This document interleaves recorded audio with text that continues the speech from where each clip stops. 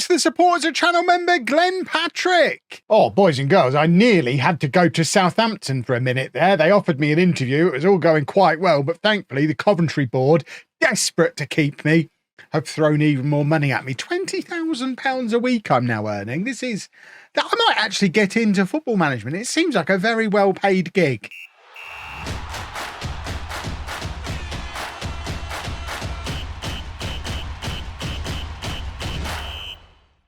Hello and welcome to Club 2, Part 15 of Non-League to Legend. I'm Kevin. Coming up on today's episode, we have two games for you in the Premier League. We're at home against Chelsea and away against Manchester United. Two quite tough games once again. Since you were last with me, our good form has...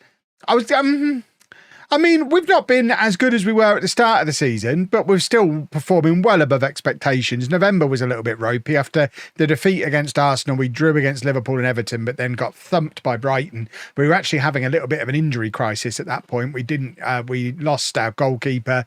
We lost a few other players as well, and we felt it a little bit, but we came back against Leeds with a big win and then beat West Ham. We beat Forest. We've knocked Aston Villa out of the EFL Cup with a massive 5-0 win against them. And the Premier League table is looking like this. As we approach the halfway point of the season, we're in 6th place, 31 points. So we only need another 3 wins for the rest of the season and we're safe. And we've also got games in hand on everybody above us. If we were to win our games in hand, we'd be right up there in the Champions League spots at the halfway point of the season, which would be absolutely bananas. As mentioned as well, the board have given me a new contract, so I've now got a 5-year deal on £20,000 a week. And to celebrate, they also gave me more transfer budget to spend in January as part of the negotiations, an extra £12 million. Yes, we're failing Champions League FFP. I suspect by the end of the season, we won't be. We're not failing it by a lot. And obviously, every month, more and more Premier League money comes in. So theoretically, I think we'll be fine. I genuinely don't think we need to worry about whether or not we're going to meet Champions League FFP. The injury crisis is still continuing. As you can see, we've got a bunch of players injured down the bottom there, but a few of the ones that were out, Gervich, Keating, who else was injured? I think Scarlett was injured briefly. Some of them are coming back now. So fingers crossed we can pick up a victory against a Chelsea team that, remember, we knocked Chelsea out of the FA Cup last year and they're now down in 12th place in the league. So it would be quite nice to beat them again. It's Gervich in goal, a back four of Eleftherides, Amrouche, De Winter and Donnelly. Amrouche finally getting in at centre-back with the injury to Gozzi. He's broke his foot. So it just kind of opened the door to a change that I'd been threatening to do anyway.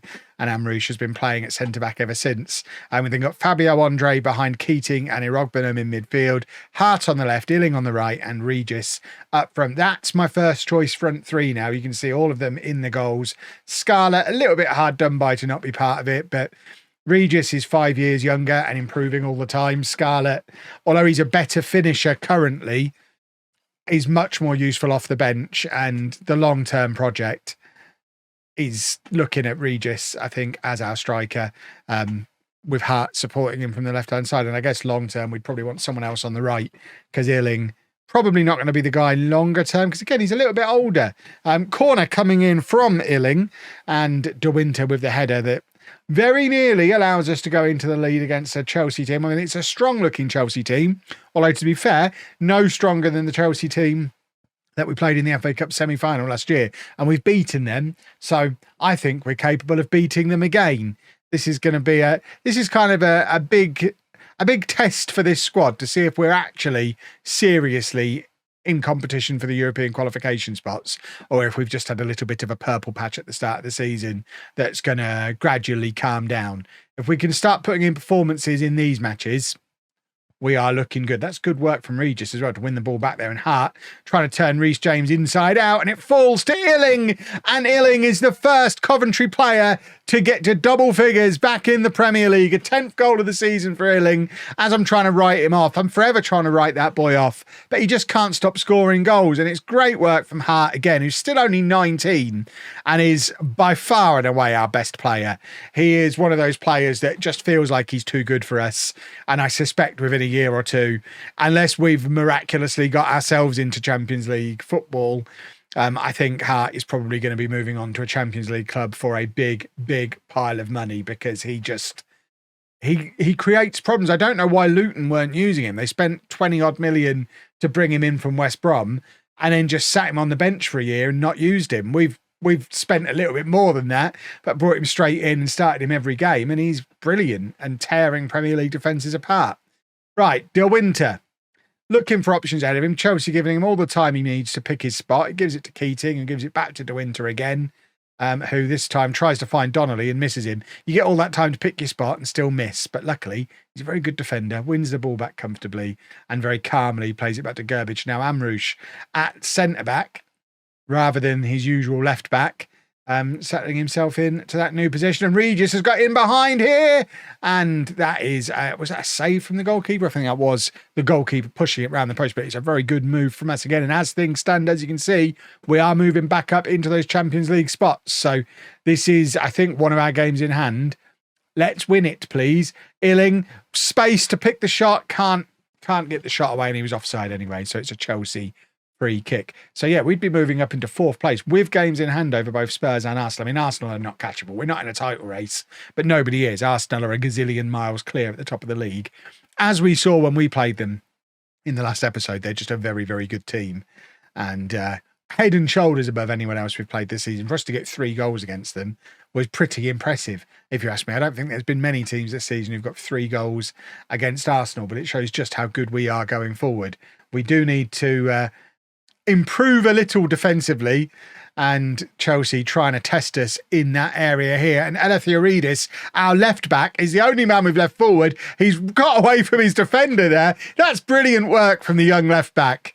And he very nearly scored a very unlikely goal, but he's won us a corner. It's going to be Regis to take with the outswinger, looking at the far post where De Winter and Amrouche were both lurking, but neither of them can get proper contact with it, and it goes behind for a goal kick. We've been the better team today. Look at those match stats. We've been the better team. We just need another goal. We need a little bit of a cushion, because I'm never completely confident that we're going to be able to keep a clean sheet. So if we could grab ourselves another goal, that'd be super duper. Amrouche to Irog, but I'm trying to thread it through the needle to Regis. It was a very difficult pass and he wasn't able to pull it off.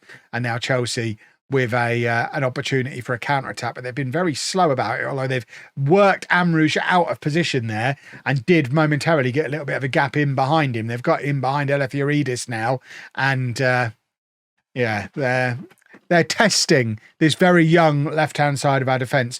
Eleftherides and Amrouche, both under 21, as is Donnelly, so it is a very young defence. I think we probably need to be looking to strengthen at the back as part of the January window. Pellegrino is probably going to get recalled from his loan because we've barely used him. So I think we probably need to go out and get ourselves a centre-back, just to give us the flexibility to rest De Winter, to move Amrouche back out to full-back if we want to. I think we need another defender.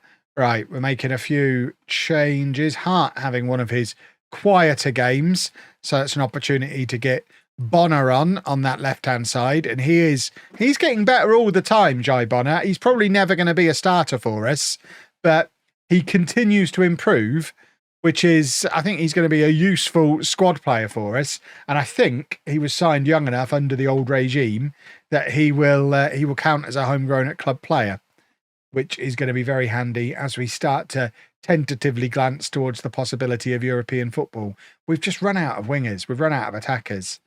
So I guess we just won't bring any on. We have been training Manuel to play centre mid, especially with some of the other injuries we've been picking up. So he's able to slot in there and play alongside a rug. But Keating's just returned from an injury, which is why he's struggling a little bit for fitness. But we enter the final 10 minutes and still very much need another goal. Illing is going to try and find it for us, finds Dane Scarlett, and somehow that's not in the back of the net. It looked like a nailed-on goal. It's going to be a Rogvenham with another corner. Can we score from this? It would be jolly nice if we could. That's it. Take your time. There's no rush. Cross comes in, and their goalkeeper is very comfortable just plucking that out of the sky. We need a goal. I feel like Chelsea are going to grab a late equaliser that they don't deserve. We've been the better team comfortably, but the substitutions have definitely weakened us as well, and we are struggling a little bit for fitness and squad depth as we enter the shopping period But Samuel Illing is a goal machine. Bono with the cross, Illing at the far post. It's 11 for the season now for Illing. It's 2-0, and that should be job done. Lovely, lovely, lovely. Illing, one of the dozens of players around the world who gets to enjoy a return against a Chelsea team that never gave him the chance he probably should have got because they had 1,000 young players at the time. Yeah, he's grabbed 2 goals against them today, and he's now looking for an assist from the corner, looking for the far post. De Winter, I think, is the one who gets the head onto it. Can't keep it down. It doesn't matter. It's 2-0 with a minute to go in the match. It's another win for us. It's us back up into the Champions League qualification spots. And sooner or later, we are going to have to make the decision that we are trying to get into Europe of some flavour. We obviously missed out on it by only 1 match last year. If we'd have won the FA Cup, we'd already be in Europe. I think the Champions League is probably a competition too far. But I think we could actually, with the right signings in January, we could be playing in Europe next year. Right, it's now even more urgent that we bring in a centre-back and quick, because in a week's time, Amrouche goes off to the African Nations Cup, which means with Gozzi still injured for at least a month or so, Pellegrino likely to be recalled, and we've already arranged the transfer of Montolio out of the club. We're not going to have a second centre-back. So we are making a move. We've gone in for Saba Sazonov, who's at Atletico. He's 6'4". He's not fully scouted yet, but I think we just rush him through the door. We've offered £15 million for him. Crystal Palace are in for him as well. I'd quite like to just get him in, please, so that we've at least got a defender to play. But that's a problem for future, Kev, because at the moment, Amrouche is still here for the Manchester United game, so we're able to field an unchanged team and hopefully put on the kind of dominant performance that we just did against Chelsea. Man United are a better team than Chelsea. They're right up there in the Champions League spots with us. They're a couple of places above us, but of course that means if we beat them, we'll move above them. And wouldn't that be a thing? We're probably unlikely to beat them, but you never know. Stranger things have happened. Let's see what we can conjure up, shall we? Can you imagine if we come here and beat them and start moving ourselves up into those proper Champions League qualification spots? Like I say, the league is already Arsenal's. It's already done. But I think the top 5 in the Premier League go into the Champions League now. So maybe, I mean, wouldn't the Champions League be lovely? Imagine if we qualified for it and then weren't allowed to play in it because of FFP. That would be troublesome for me. But it is United with the corner just before half-time. It's a shenanigans corner. I hate them because you just know as soon as you see it, it's going in. It's just, this is something I won't miss on FM25. This kind of signposting. If you see this corner happen, you know they're scoring. Because it's the only time you see that corner in a highlight. I imagine they do happen off camera, but when they don't work, they're so useless that you don't see them. So yeah, it's very upsetting, and we can't complain too much about being 1-0 down against Manchester United at Old Trafford.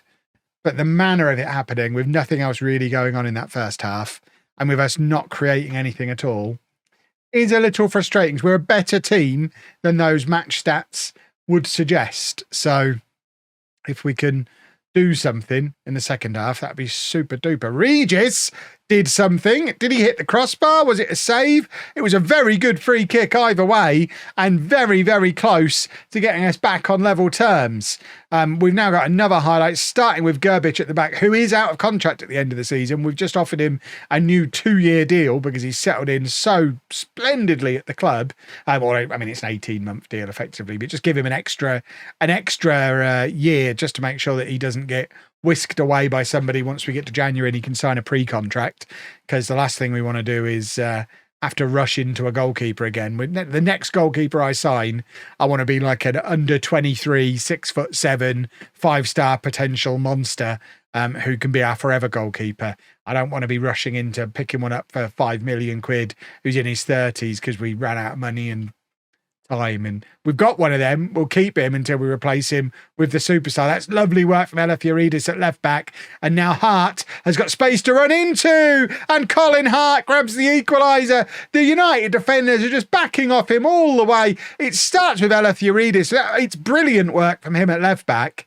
And this interception there, excellent stuff from him. But once he gives it to Hart, the United defenders are just afraid of him. They're backing off, and it's 1-1. That's what happens when you've got the best young player in the Premier League. The defences are afraid of him. It's 1-1. Can we do something silly and go and grab another win that we really shouldn't be grabbing? Donnelly was absolutely owned aerially there, but we get away with it. And as we approach the 70th minute, it's time to glance down at the bench and see if Dane Scarlett is up for a match-changing performance again. But first, we're having to shuffle around the midfield a smidgen. We're actually going to release Keating a little bit further forward. Is he still described as the next David Platt? Because we're going to ask him to play that role. There you go, dubbed the new David Platt. We're having him as our most offensive central midfielder. It's the first time we've done this. Let's see if he's actually the next David Platt. Right, Scarlett is going to come on as well, and then Hart is shattered. So we'll bring Bonner on that left-hand side, who obviously made an impact in the Chelsea game. Right, Regis with the corner. It's an in-swinger, almost found De Winter. It falls to Keating, who, again, he's not being closed down. It's a lovely ball, tempting for our attackers to get onto him. We've got 3 strikers on the pitch now with Regis, Bonner and Scarlett.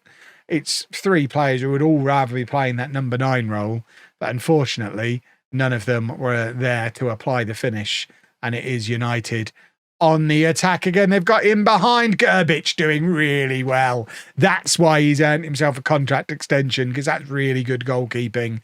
And now it's United with the corner. They're going to try an in-swinger of their own, looking at that far post, but Dane Scarlett is there to defend and head clear comfortably, although I say head clear, it's not gone very clear, has it? And it's coming back at us, but Eleftherides has it covered. It's offside anyway. And Eleftherides is getting better and better. He wasn't even a regular starter for us last year. First half of last season, he was out on loan.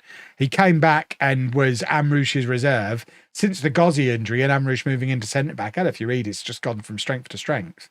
Right, Max Aarons is going to come on at right back. We're also going to bring on Manuel to play on the right-hand side. Keating's shattered and recovering from injury, but he's just going to have to stay on because we're running out of players. We're going to get to the point where we're going to have to start sending these boys on holidays, and that is a frustrating thing to see. In fact, we're going to go very attacking.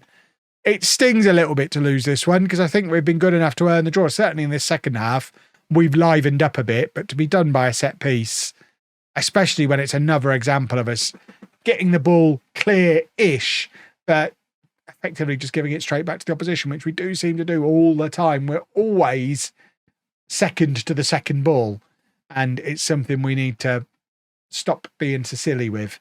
But it's a narrow defeat. We can't get too upset about losing away against Manchester United. We're Coventry. We're just supposed to avoid relegation. We took another step towards avoiding relegation today by beating Chelsea, and it's still not even the halfway point of the season yet, and we're on 34 points. So as long as we can bring in a defender in the next week so we don't have to play me at centre-back, we should be okay. If you've enjoyed that, please make sure you leave a nice big thumbs up on there for me. Subscribe to the channel for daily Football Manager videos, and thank you very much for watching.